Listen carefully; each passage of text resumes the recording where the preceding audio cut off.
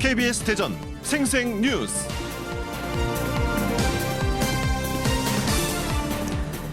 여러분 안녕하십니까? 1월 10일 금요일 KBS 대전 생생뉴스 광석준입니다. 요즘 생활고 때문에 스스로 목숨을 끊는 가족이나 개인, 그리고 고독사 얘기가 거의 매일 뉴스로 보도됩니다. 국민소득 3만 달러 시대라지만 빈부격차가 더욱 심해지면서 절대 가난에 허덕이는 사람들은 아직도 많습니다. 빈곤의 굴레에 가족관계 단절, 사회적 고립이라는 멍에를 쓰고 싸늘한 죽음으로 이들이 우리 사회에 던진 메시지는 바로 양극화 해소와 빈곤 철폐를 위한 근본적인 정책의 촉구입니다. 일가족 생활고 사망 참사는 사회적 타살일 수도 있습니다. 복지 예산은 우선적으로 이런 데 투입될 수 있는 시스템이 필요합니다. 국민들도 주변에 보다 더 관심을 가져야 합니다. 바더 데레사는 길거리에서 혼자 죽어가는 사람의 손이라도 잡아주기 위해 빈민 구제 활동을 한다고 했습니다. 세상으로부터 경제적, 사회적으로 격리된 채 아무도 찾아오지 않는 방에 덩그러니 홀로 있게 됐을 때 누군가 손을 내밀어 토닥여준다면 자신도 사랑받고 있다는 사실에 새로운 용기와 희망을 얻을 수도 있습니다. KBS 대전 생생뉴스, 먼저 이 시각 헤드라인 뉴스입니다. 지난해 말 진통 끝에 선거법 개정안이 국회를 통과해 인구 35만이 넘는 세종시는 사실상 선거구 분구 대상이 됐습니다. 이에 따라 당장 정치권을 중심으로 선거구 분구 논의가 물꼬를 트고 있습니다. 또 이번 선거법 개정으로 선거 연령이 만 18세로 낮아지면서 고3 학생의 선거 참여를 둘러싼 논쟁도 뜨겁습니다. 교육당국은 혼란을 막기 위해 학생들에 대한 선거 교육을 추진하기로 했습니다. 어젯밤 11시 30분쯤 천안시 원성동의 한 다가구 주택에서 불이 나 화장실에 있던 44살 박모 씨와 5살 난 아들이 질식해 숨진 채 발견됐습니다. 한 해를 마감하던 지난달 29일 장날을 맞은 세종의 한 전통시장에 불이 나 점포 8곳을 태웠습니다. 위험한 상황에서도 용감한 시민들이 발벗고 초기 진압에 도움을 주면서 더 큰 화재로 번지는 걸 막았습니다. 세종시 보건환경연구원이 지난해 학교급식 상시 검사 시스템을 운영해 잔류농약 기준을 초과한 식재료 공급업체 한 곳을 적발했습니다. 대전지법 형사 1부는 공동 감금과 상해 등의 혐의로 기소된 유성기업 노조원 5명에게 징역 1년에서 징역 2년을 각각 선고하고 법정 구속했습니다. 요즘 낯선 단어 가운데 키오스크라는 말이 부쩍 많이 사용되고 있습니다. 무인 단말기를 뜻하는 단어로 음식점이나 주차장 등 생활 곳곳으로 확산하고 있습니다. 업주의 인건비 절감이 큰 원인인데 노약자의 기본권을 위협하고 있습니다. 이춘희 세종시장은 정부 청사역 철도망 구축은 장기 계획으로 KTX 세종역사 건설 계획에는 변함이 없다고 밝혔습니다. 한국감정원이 발표한 전국 아파트 가격 동향을 보면 1월 첫째 주 대전의 아파트 매매가는 0.31% 올라 0.28%의 상승률을 기록한 세종을 뛰어넘어 전국에서 상승폭이 가장 컸습니다. 이 시각 헤드라인 뉴스였습니다.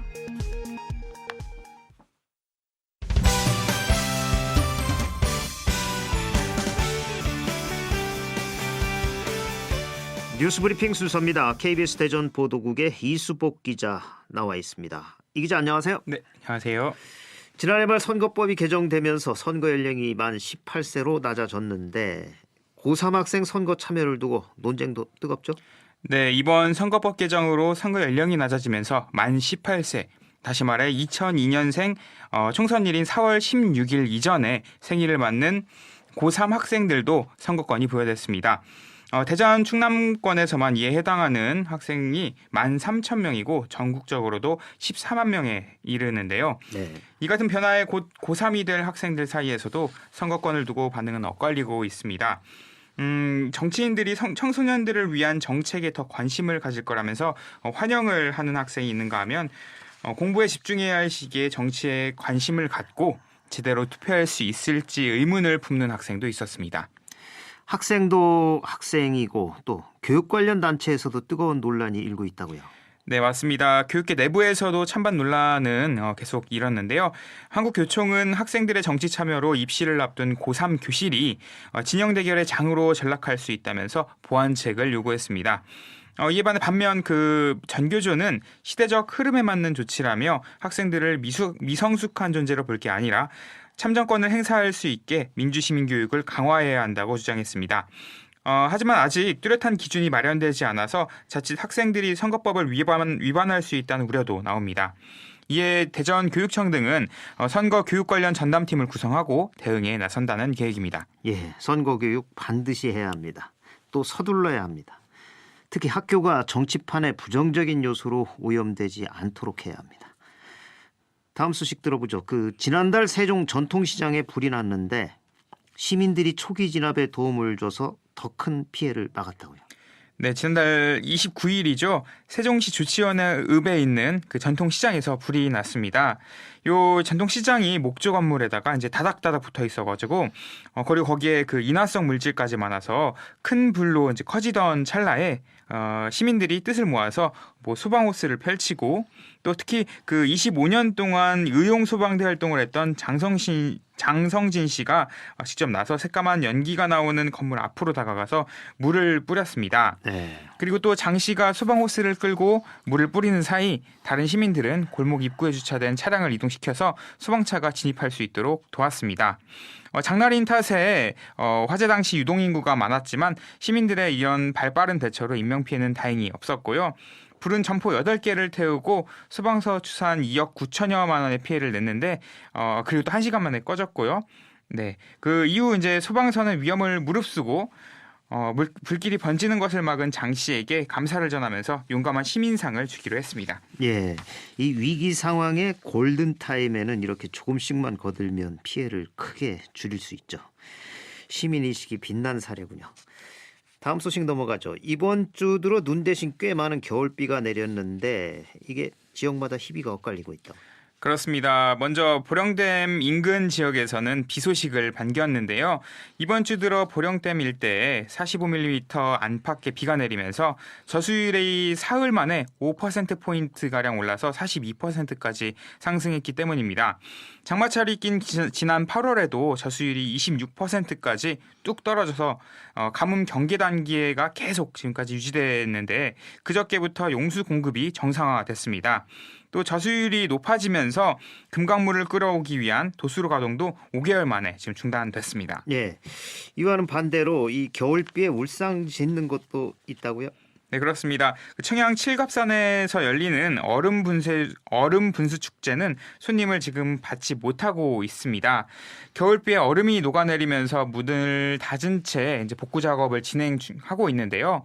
운영진들은 그나마 영하권으로 떨어진 오늘부터는 손님을 좀 받을 수 있을 것으로 보고 있습니다. 이외에도 올해 처음 야외 스케이트장을 운영하는 홍성군도 예정보다 열흘가량 늦은 오늘부터 문을 열기로 했습니다. 늦게 개장한 만큼 운영 기간을 좀 더 연장하기로 했지만 행여나 기온이 오르거나 또 비가 또 내리지 않을까 하는 우려도 아직은 있습니다. 예, 최근 며칠은 참 여름 장마철 같이 비가 왔죠. 이게 기후 비상의 징표라면 앞으로 더 큰 문제겠죠. 이 밖에 밤사이 사건 사고 있었나요? 네, 어젯밤 11시 30분쯤 천안시 원성동의 한 다가구 주택에서 불이 나서 화장실에 있던 44살 박모 씨와 5살 난 아들이 질식해 숨진 채 발견됐습니다. 불은 35제곱미터를 태우고 2,100여만 원의 재산 피해를 낸 뒤 20여 분 만에 꺼졌습니다. 경찰과 소방당국은 불이 거실에서 시작된 것으로 보고 화재 당시 외출해 있던 박 씨의 아내 등을 상대로 정확한 화재 경위를 조사하고 있습니다. 예, 안타까운 사고군요. 뉴스브리핑 이수복 기자였습니다. 수고하셨습니다. 네, 감사합니다. 오늘의 생생정보입니다. 2020 겨울 공주 군밤축제가 오늘부터 12일까지 공주 한옥마을 앞 고마일원에서 개최됩니다. 불타는 밤 뜨거운 공주라는 주제로 열리는 축제에서는 대형 화로에서 군밤 구워먹기 체험을 비롯해 군밤 장수 퍼포먼스 등 다채로운 체험 프로그램과 공연 등이 선보입니다. 공주시는 내일부터 2월 21일까지 공주 산림휴양마을에서 사계절 썰매장과 추억의 얼음 썰매장을 운영합니다. 오전 10시부터 오후 4시까지 운영합니다. 서산의료원이 재활복합병동을 준공하고 의료 서비스 제공을 시작했습니다. 일반 50병상, 재활 44병상, 음압격리 5병상을 갖췄습니다.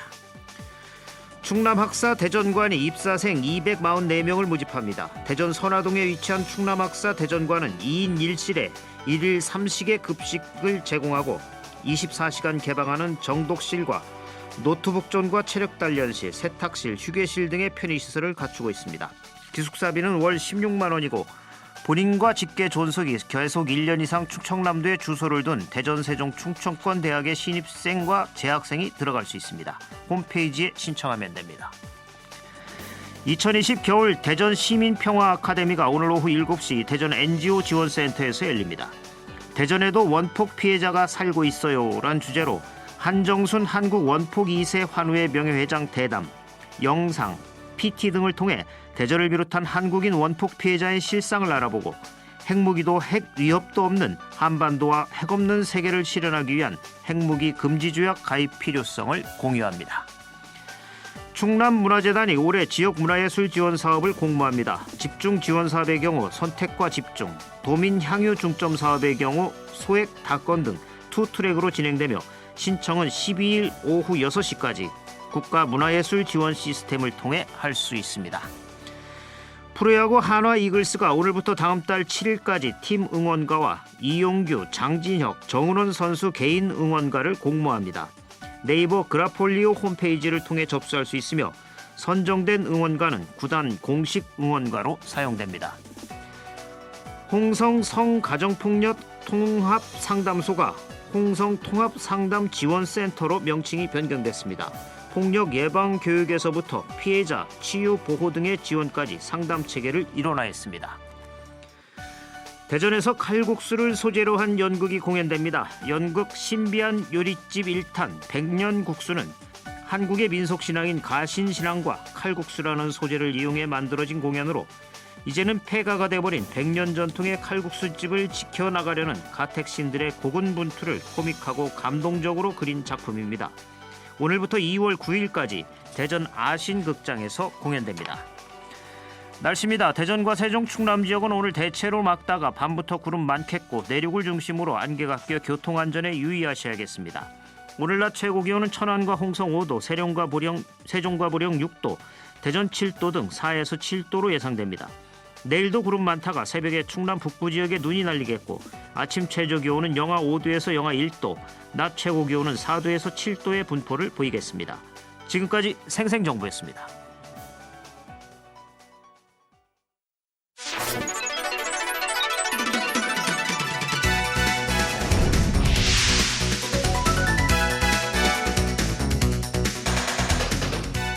생생한 뉴스, 깊이 있는 이슈 분석. 여러분은 지금 방석준 앵커와 함께하는 KBS 대전 생생뉴스를 듣고 계십니다. 35년 동안 미용실을 운영하면서 글쓰기에 전념하고 있는 오명희 작가가 수필집 바람 같은 인연들을 출간해 화제가 되고 있습니다. 오명희 작가는 미용사로 일하면서 여러 계층의 사람을 만나고 그들의 이야기에 귀를 기울이면서 진솔한 삶의 이야기를 수필집에 담았습니다. 오늘 생생 인터뷰에서는 미용실을 운영하면서 수필집을 출간한 오명희 작가와 말씀 나눠보겠습니다. 오명희 작가님 안녕하십니까? 네, 안녕하세요. 반갑습니다. 네, 새해 복 많이 받으십시오. 네, 감사합니다. 네, 요즘 미장원 잘 됩니까? 요즘 경기가 다 안 좋아서요. 들쑥날쑥해요. 네. 35년 동안 미용사로 일하면서 만났던 사람들의 그 삶의 애환과 또 다양한 얘기를 담은 수필집을 출간해서 화제가 되고 있는데 먼저 이번에 출간한 수필집 바람 같은 인연들이란 제목인데 이게 어떤 책인지 소개를 좀 해주시죠.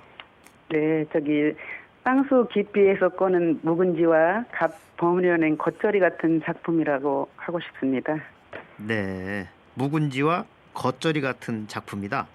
네네. 예, 왜 그렇게 생각하시죠?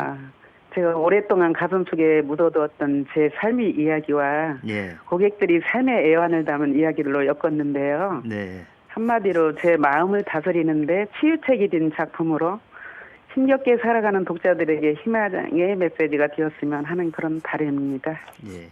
이 바람 같은 인연들이라는 제목이 뜻하는 건 어떤 뜻입니까? 제가 이제 미용실을 하면서 많은 사람들을 이제 부대끼잖아요. 네. 그래서 그냥 뭐 이렇게 만났다 또 헤어지고 또 그런 의미에서 좀 그렇게 쓰게 됐어요.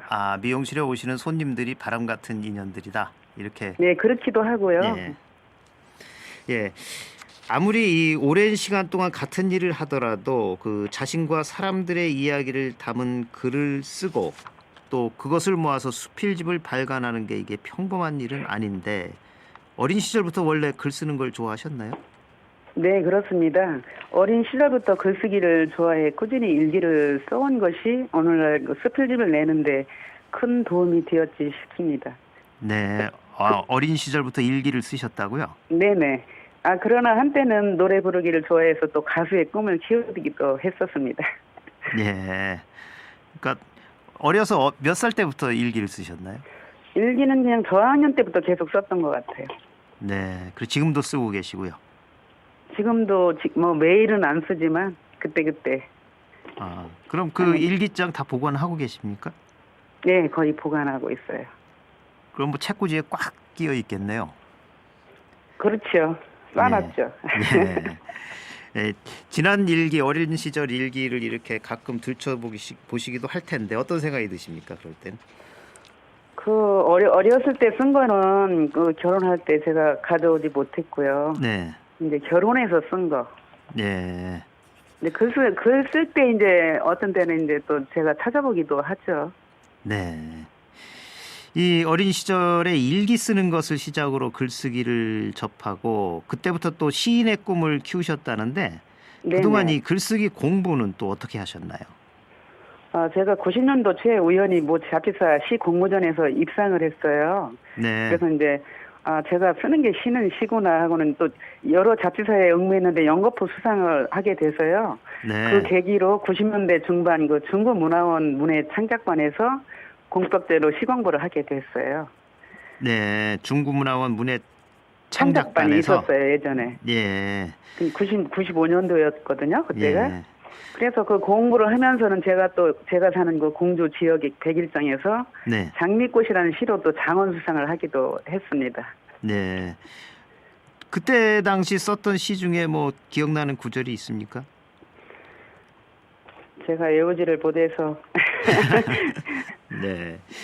또 만학도로 대학에 진학도 하면서 전문적으로 글쓰기를 공부를 하셨고 또 네네. 대학 졸업 후에도 다양한 공모전이나 백일장에서 수상도 하고 또 호서문학상으로 등단도 하시고 꾸준히 작품 활동을 해오셨다고요. 네, 그렇습니다. 제가 시를 쓴 지는 오래됐어요. 그런데 네. 대학 졸업 후에 늦깎이로 시인이 되었고요. 그 2년 후에 이제 호서문학에서 수필로 우수 작품상을 수상해서 이제 수필가로 등단을 하기도 했습니다. 네. 그러고는 네. 예, 말씀하시죠. 그러고는 이제 3년 전에 제가 첫 시집을 냈는데요. 네. 그때 이제 청양문학상 공모전에서 응모해서 제가 이제 청양문학상 수상을 했어요. 그때 또. 네. 그때 이제 학연도 지연도 없는 곳에 내서 제가 상을 받아서 저는 크게 생각을 하고 있어요. 네. 이 미용사 일을 하면서 이렇게 시나 수필을 계속 쓰신다는 것이 굉장히 참 여러분들한테 좋은 그 모델이 되시는 것 같습니다. 감사합니다. 그동안 이 시집과 수필집을 많이 출간을 하셨을 텐데 그것들도 간략하게 소개를 좀 해주시죠. 동아리로는 많이 나왔지만 저는 이제 개인 시집이 한 권 나왔고요. 네. 이제 수필집이 이번에 출간이 됐는데요. 네. 시집과 수필집을 한마디로 이제 제 삶의 고백이라고 할 수 있는데요. 네. 두 장르를 그림으로 비유하자면 네. 시집은 추상화라고 할 수 있고요. 네. 수필집은 수채화라고 하고 싶습니다. 네. 어떤 의미에서 그렇죠? 이제 시집은 아무래도 이제 독자의 상상력에 맡기는 거잖아요. 예. 근데 수필집은 제 얘기를 안 할 수가 없으니까요.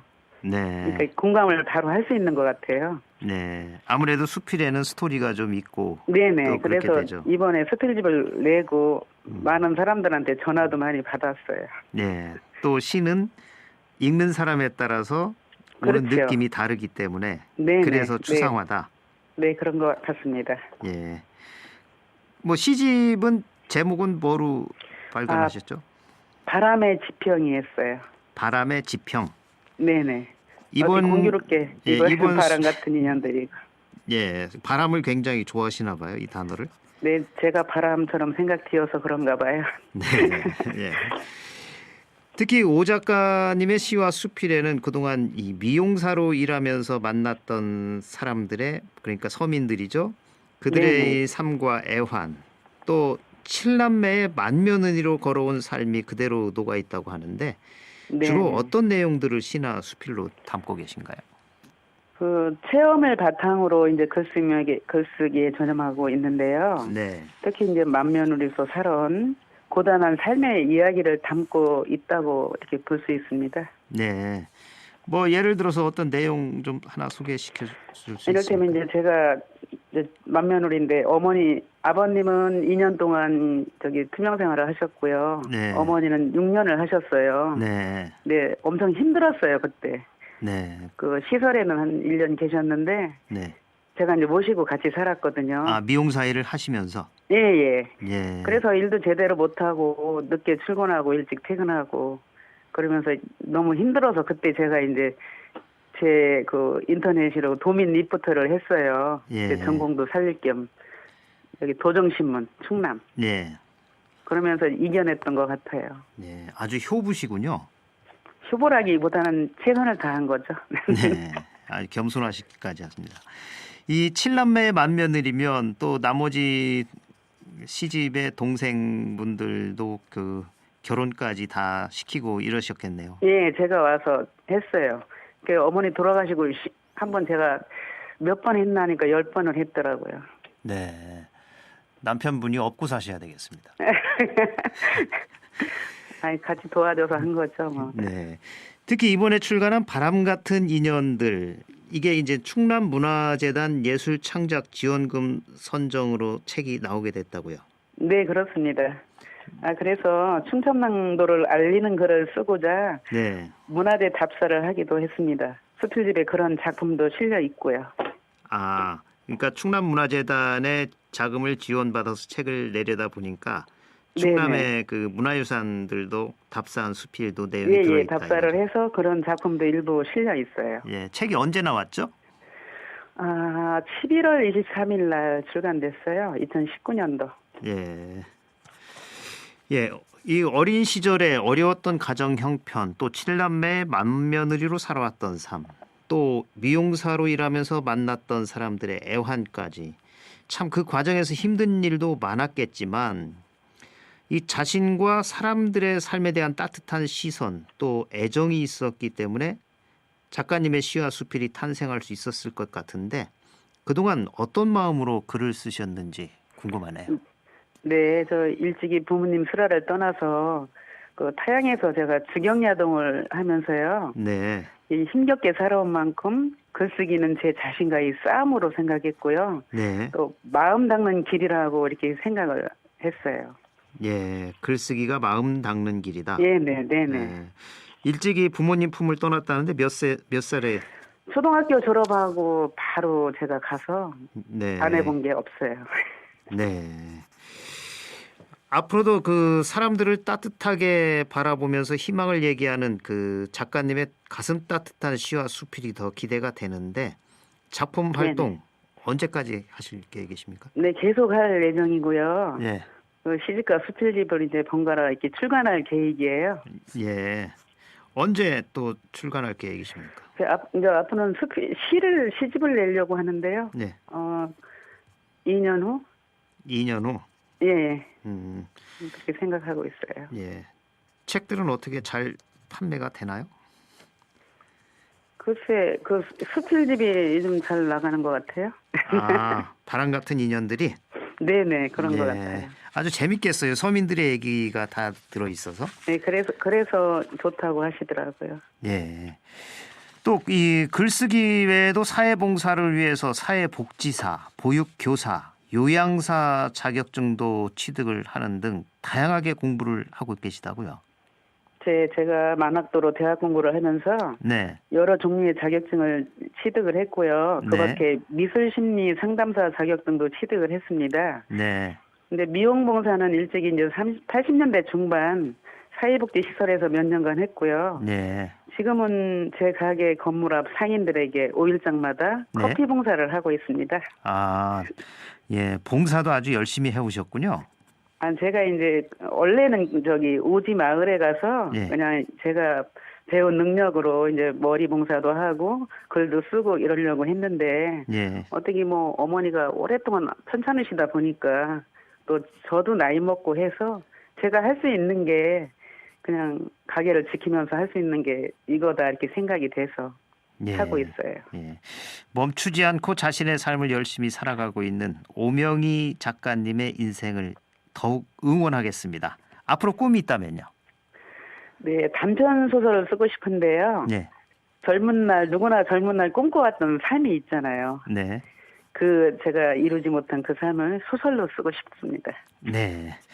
예, 오늘 말씀 여기까지 듣겠습니다. 고맙습니다. 네, 감사합니다. 지금까지 미용실을 운영하면서 수필집을 출간한 오명희 작가와 말씀 나눴습니다. 주간 브리핑입니다. 충청투데이는 만 18세 유권자 충청권만 16,000명이란 타이틀로 만 18세 새내기 유권자가 충청권에만 16,000여 명에 달할 것으로 집계되면서 총선 판도에 영향을 미칠 새 변수로 떠오르고 있다고 보도했습니다. KBS 대전 생생뉴스 기술의 송환, 구성 조미연, 제작과 진행의 방석준이었습니다. 1월 10일 금요일 방송 여기서 마칩니다. 행복하고 평화로운 주말 보내시기 바랍니다. 월요일에 다시 뵙겠습니다.